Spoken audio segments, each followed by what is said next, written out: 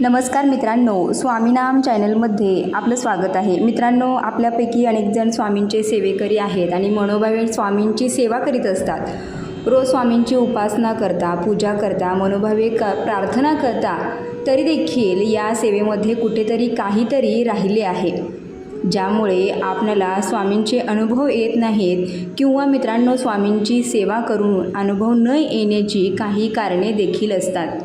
काहीतरी चुकत आहे, आपण पूजा करताना आपल्याकडून काहीतरी राहिले असेल आणि त्यामुळे आपल्याला स्वामींच्या पूजेचे फळ मिळत नाही असे आपल्याला वाटत राहते। तशी तर आपण स्वामींची कोणतीही पूजा मनोभावे केली तर आपल्याला स्वामींचे आशीर्वाद हे मिळतातच, आपल्याला पूजेचे फळ हे मिळतेच। परंतु स्वामींची पूजा करत असताना किंवा उपासना करत असताना काही नियम असतात, हे नियम आपल्याला पाळावे लागतात। परंतु आपल्यातील अनेक स्वामी भक्त स्वामींची अगदी मनापासून पूजा अर्चना सेवा करत असतात, तरीही त्यांना स्वामींचे अनुभव येत नाहीत किंवा स्वामींचे दर्शन होत नाही असे त्यांना मनोमन वाटत असते। तर आपण अगदी मनापासून सेवा केली किंवा जर स्वामींची भक्ती विश्वासाने केली, जर आपल्याला स्वामींचे अनुभव येत नसतील किंवा स्वामी आपल्यावर प्रसन्न आहेत की नाहीत हे कळत नसेल, तर मित्रांनो, यामागे काही कारणे असू शकतात आणि त्या कारणांबद्दलच आज आपण जाणून घेणार आहोत। तर त्यामधील सर्वात मोठे कारण म्हणजे आपली तीव्र इच्छाशक्ती असणे। म्हणजेच मित्रांनो, आपण स्वामींची सेवा पूजा अगदी मनापासून करत असतो, पण आपली मनापासून इच्छा नसते। आपण फक्त इतरांना दाखवण्यासाठी स्वामींची पूजा करत असतो, म्हणूनच स्वामी सेवेचे फळ आपल्याला मिळत नाही। त्यामुळे ही गोष्ट आपल्या लक्षात ठेवली पाहिजे की कोणतेही काम फक्त दाखवण्यासाठी किंवा कोणाला चांगलं वाटेल म्हणून करायचे नाही। तर स्वामींची सेवा असू दे किंवा इतर कोणतीही गोष्ट जर आपण मनापासून केली तरच ती पूर्ण होत असते। म्हणून ही गोष्ट आपल्याला इथे लक्षात ठेवायची आहे, ती म्हणजे प्रबळ इच्छाशक्ती ठेवूनच स्वामींची सेवा किंवा पूजा करायची आहे। यातील दुसरं कारण म्हणजे श्रद्धा।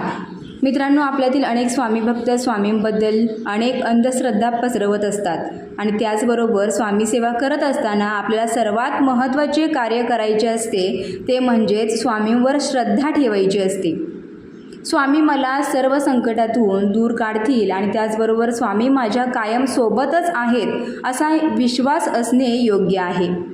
त्याचबरोबर तुम्ही एकदा स्वामींच्या चरणी आलात आणि स्वतःला स्वामींकडे समर्पित केले आणि स्वामी सेवा करायला सुरुवात केली, तर मित्रांनो, स्वामी सदैव तुमच्या पाठीशी राहतील। अगदी स्वामींवर विश्वास ठेवून, श्रद्धा ठेवून स्वामी सेवा करत राहा, यामुळे सेवेचे फळ देखील तुम्हाला नक्कीच मिळेल।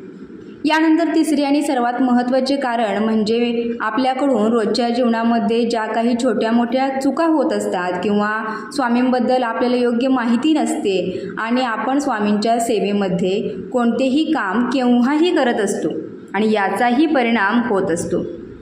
जर आपण स्वामी सेवा करत असताना रोजच्या जीवनामध्ये काही चुकीच्या किंवा वाईट कृती करत असू, तर यामुळे आपल्या स्वामी सेवेचे फळ आपल्याला मिळत नाही।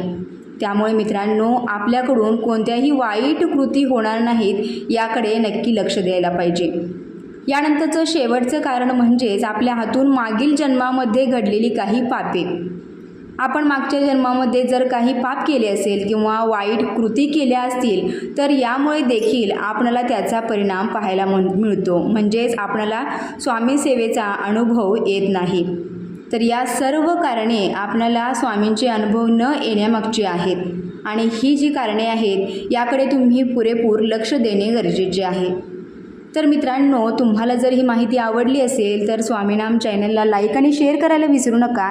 स्वामीनाम चॅनलला सबस्क्राईब नक्की करा। धन्यवाद।